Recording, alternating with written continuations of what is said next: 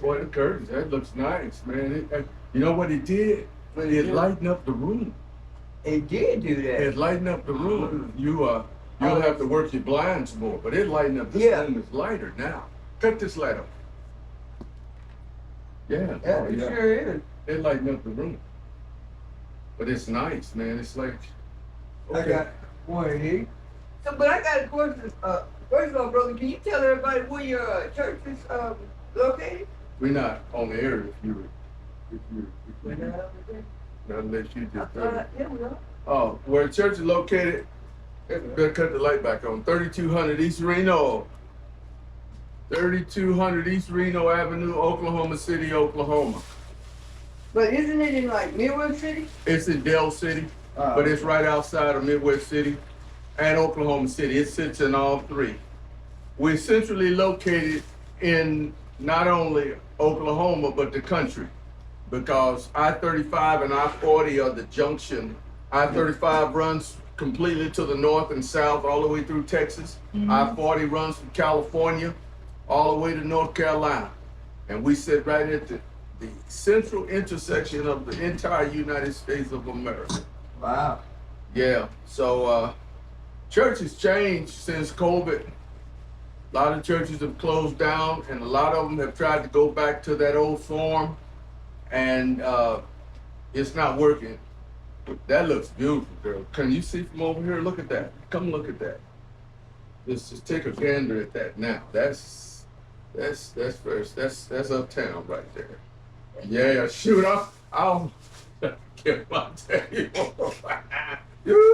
This came from you? Yeah, that came from my house.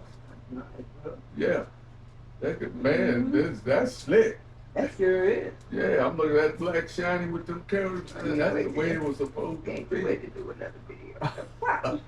What you mean, this whole thing? Yeah, man, that's sharp. Grab that out the back. Yeah. It looks good. My tree growing. Yeah, we decorating over here. Yeah. That's a pretty picture. That's pleasant right there. But wait, before we go, I know we got Black off track, carpet. but I want people to know because you guys, when I go to church, I can remember when my kids were younger kids, or not even a teenager. Your church was feeding us. Yeah, you don't remember that? Wow, no. Yep. I'd go to the church and Sister Carter or somebody like that. Oh, yes. Yep, and they would wow. they would feed us. You know, and you have fed all of us. Oh, I didn't know that. Yeah. Yep. Well, Jesus said, I was sick and you didn't come visit me. I was in prison and you didn't come visit me. I was hungry and you didn't feed me. And they asked the question, they said, Lord, when did we see you sick, in prison, and hungry, and didn't feed you or didn't come see you? All right. He said, because you didn't do it for the least of these, you didn't do it unto me. Then he says, I was sick and you came to visit me. I was hungry, you're in the camera. I was hungry and you fed me. I was naked and you clothed me. And they said, Lord, when did we ever see you sick and we came to visit you, hungry and we fed you, naked and we clothed you? He says, when you've done it unto the least of these, you've done it unto me. So what I tell our people, and the way we say, when we're feeding the hungry and they eating all the food, we just simply say, Jesus is hungry. Jesus is hungry and Jesus needs some clothes. Right. And yeah, we think that Jesus don't need nothing. And Jesus said, no, it's different. He says, everybody who's sick, hungry, afflicted, he's with them. Matter of fact, he says he's more with them than he are with the people that are well. He said that they that are whole don't need a doctor. He said those who are sick, they're the ones who need the physician. Right. So what the church is supposed to do, and believers, A lot of people don't like the church, but I like the church. It's because it's his body. Our job is to take care of, it's not the government's job to feed the poor. It's the church's job. And we keep putting it on the government and food stamps and all of this. That's a blessing. But all these big churches and all this money that we're paying our pastors and all this money we're paying for smoke in the rooms, paying for an organ, we can feed people. It's because it's people who make the church. That's right. Yeah. And we got closet full of clothes. We have closet full of clothes. and, Our closets are bursting with clothing. and shoes and everything. And shoes, bursting. And I'm not guilty of that. A closet full of clothes. Sometimes I got skinny clothes because I done lost weight. Sometimes I got big clothes because I didn't gain weight. And so I got to keep a supply. But we're finding people didn't have shoes. You know, we went out one time, it was cold in the winter. And the people were sleeping in the median in the middle of the street in tents, right? Right. So we pulled up, honked on, let them know we were feeding them. We had hot coffee, donuts, I think, and we might have had some sandwiches. This one lady, she gets out, she runs over to where we are. We give her a hot cup of coffee. Know what she do? She takes it and pours it on top of her head. Wow. I mean, right in front of us. Wow. We've seen them come out in the wintertime and it's ice on the street and they got no shoes on, man. I've seen Janelle, my wife, take her shoes off and give it to a person with no shoes. I saw Pastor Robinson do the same thing. Wow. We've seen them, they got out the hospital and they're still in the hospital gown. Now, they were supposed to be in the hospital, but they done broke out the hospital, no clothes on. Regina, my daughter, she took her coat off and gave the woman a coat. You know, but it's people, they hurt. There was a man, he broke out of the mental place and and the police were looking for him. And we had a tent up in front of the church and he ran up under the tent. He was coming down Reno Avenue in Oklahoma City at a full sprint with hospital clothes on, full sprint. He had bandages and gauze all over his head, full sprint. But our tent was up. And we were just finishing up on a Saturday a prayer meeting. And he running up, we saw him running, and he ran in the tent, and he started talking to us, and I started talking to him. He wasn't in there 3 minutes, and here come flashing red lights going down the street looking for him. But they never thought to look over the tent.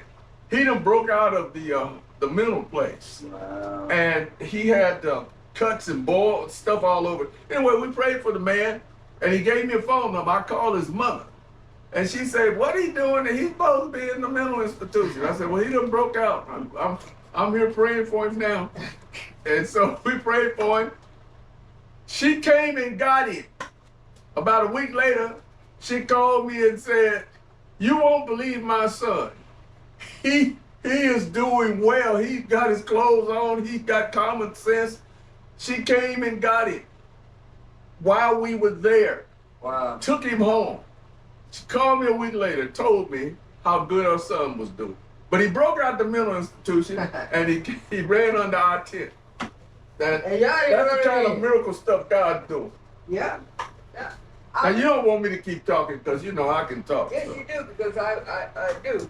Well, let me give you another one then. We're on 23rd Street and Martin Luther King in Oklahoma City. We're out there having an outreach. We're singing. We're passing out literature. We're on the corner. We're in the busiest section on what we call the black side of town. A lot of people. Right. So I'm sitting in the back, just sitting, watching all of the people, the people that went with me, praise the Lord, and you know, had a rah-rah session, Jesus love you, etc., etc. Traffic is stopping because we're at a four-way intersection. So we got a white chain, it's made out of plastic, but it's a white chain that I use sometime in the illustration to say that if you walk with Jesus, he'll break chains. Right. So this particular evening, I'm sitting there, all of a sudden the Spirit of the Lord told me, get the chain out. So I told my minister and elder, I said, get the chain. They got the chain out. Every time I pull that chain out, something happens in the spirit realm. They got that chain out. And so I said, walk toward the street. Don't get in the street, but walk toward the street. Y'all stretch the chain out. Because I'm going to tell them that Jesus is getting ready to break the chains on their life. They took the chain and walked toward the street. Soon as they began to do that, I got up to go toward them. Then all of a sudden, there's a man on the other side of the street. Now, this is a 4-lane busy intersection. He comes from out of the Dollar General parking lot, naked, with his pants down around his ankles. I walk toward him.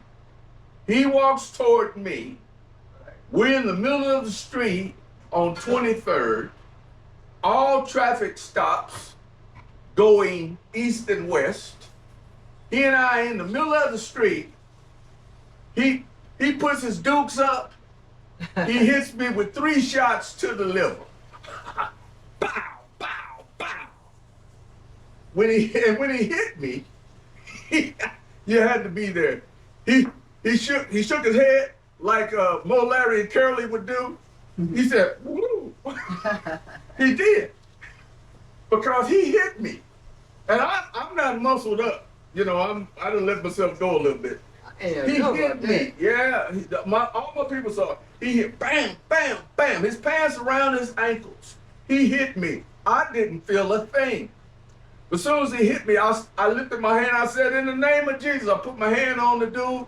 And when I did, he started shaking and he was about to fall down, but he didn't. Meanwhile, someone has called the police. About 4 or 5 police cars are coming. They get out their cars and they start walking down the street, hands on their guns. I told him, I says, leave him alone. I got him. I and a couple of my people, we helped him get over to the side of the road. All this traffic stopped. Everybody in the world's watching it. And the man sat there and he came to himself.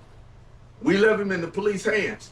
I say that to say, if we had not been there to do that, those police would have probably shot that man, because they did not come. They pulled their cars up, and I lifted my hand and told them to hold on, stop. Because, you know, sometimes the police get in something, they escalate it. You know, we can handle it, but they want to get in it because they want people to be straightened up right now.